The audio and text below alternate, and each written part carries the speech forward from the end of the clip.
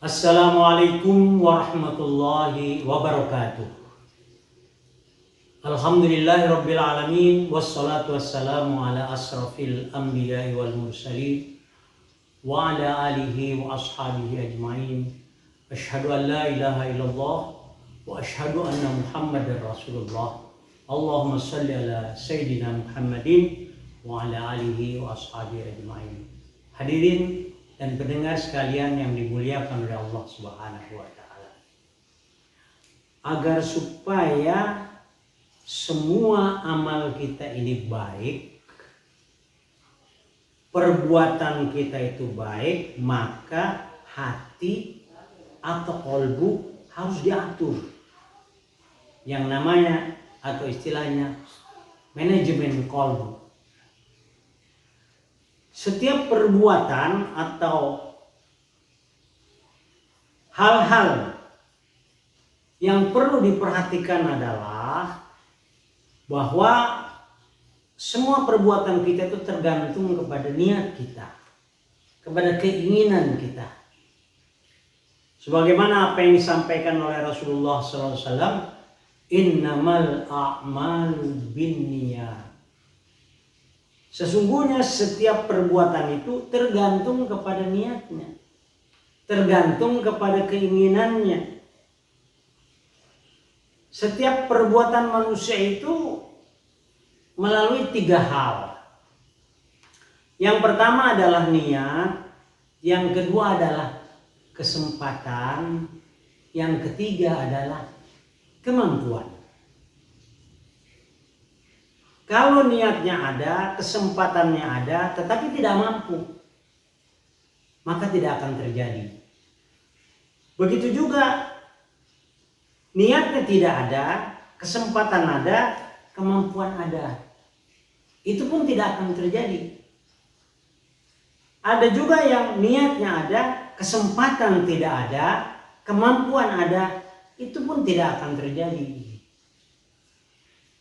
Namun kalau ketiga-tiganya itu terkumpul menjadi satu, niat ada, kesempatan ada, kemampuan ada, baru bisa terjadi, baru bisa berhasil dengan baik.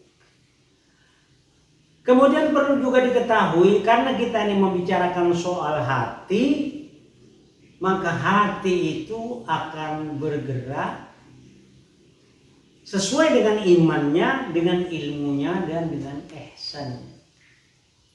Sesuai dengan keyakinannya kepada Allah, sesuai dengan kemampuannya, sesuai juga dengan tata keramanya. 3 hal ini itu sangat menentukan. Rasulullah bersabda,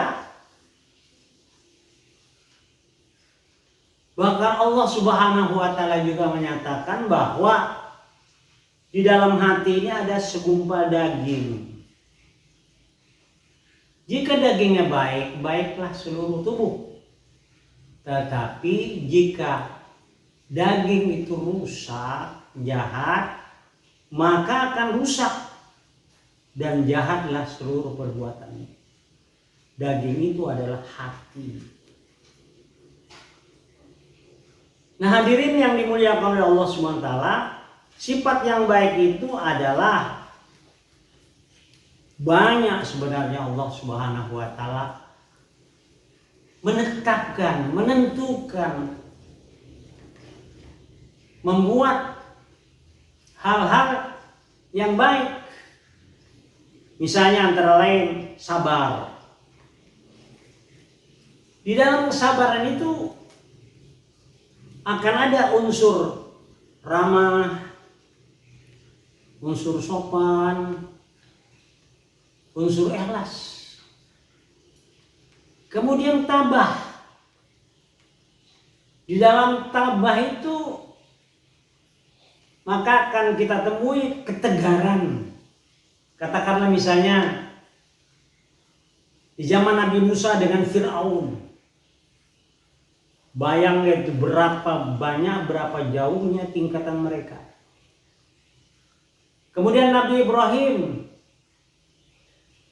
yang berhubungan, yang berkaitan, yang berlawanan dengan Namrud. Begitu Ismail yang dengan tabah melaksanakan, mempersiapkan diri agar supaya ayahnya Ibrahim bisa melaksanakan tugas dari Allah. Kemudian Nabi Nuh, walaupun anaknya sudah berkali-kali dan istrinya berkali-kali dianjurkan untuk segera menaiki perahu yang pada waktu itu diterpa badai yang besar, banjir yang tinggi. Tetapi mereka tidak mau menuruti kata Nabi Nuh. Tapi Nabi Nuh tetap tabah dan tegar. Selanjutnya sifat yang baik itu adalah teliti. Teliti itu di dalamnya ada tangga, pada kritis, ada rapi.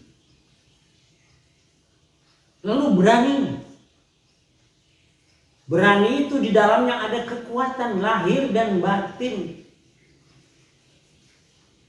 Berapa banyak perang Nabi Muhammad SAW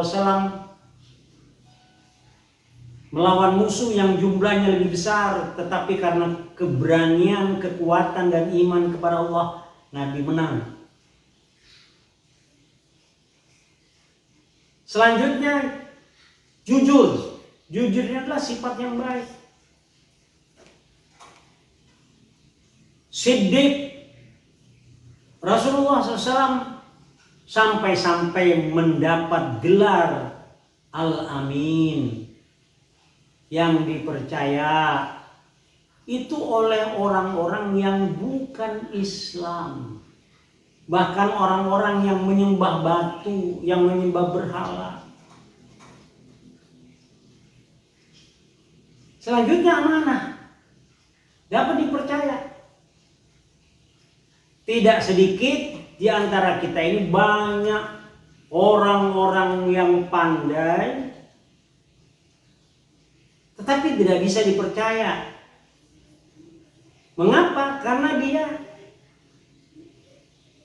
hilang sifat-sifat tablignya, hilang sifat transparannya.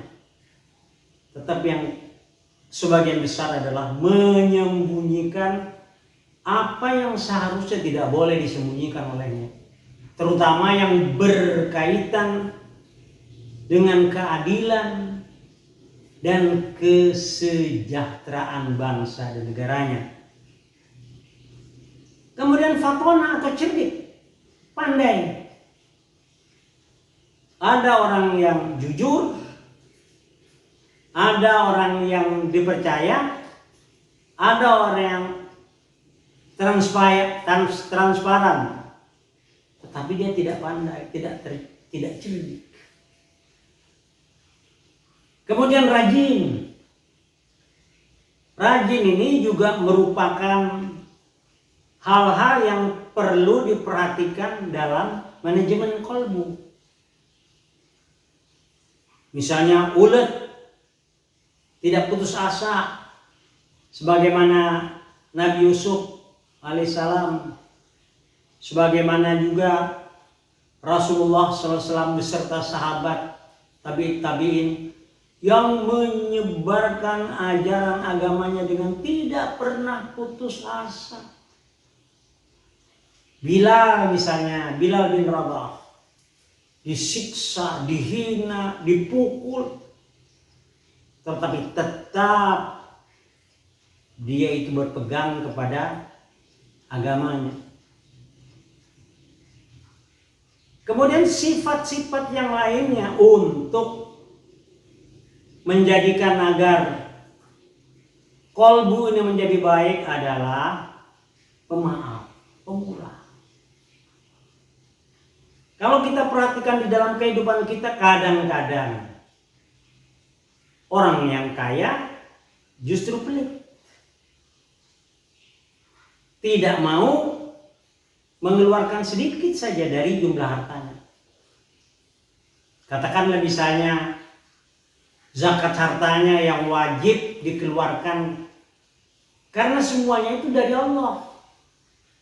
Nikmat itu dari Allah, dan kalau diminta sebagian kecil saja dari orang tersebut yang sudah diberi nikmat oleh Allah, tapi mereka tidak mau mengeluarkannya. Kemudian syukur kepada nikmat.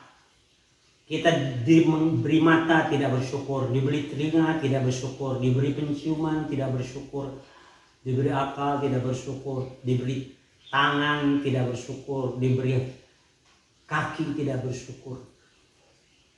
Padahal kalau sakit salah satu di antaranya berani mengeluarkan uang berjuta-juta bahkan sampai ke luar negeri. Tetapi tidak mau bersyukur atas nikmat yang telah diberikan Allah kepadanya. Misalnya berbagi kepada orang-orang miskin yang duafa, baik lewat zakat, infak, maupun sedekah.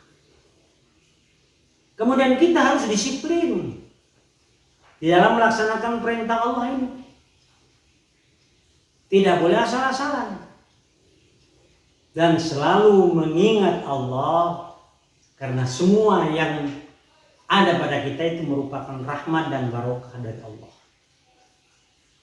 Semuanya ini adalah sifat makhluk Allah yang mulia.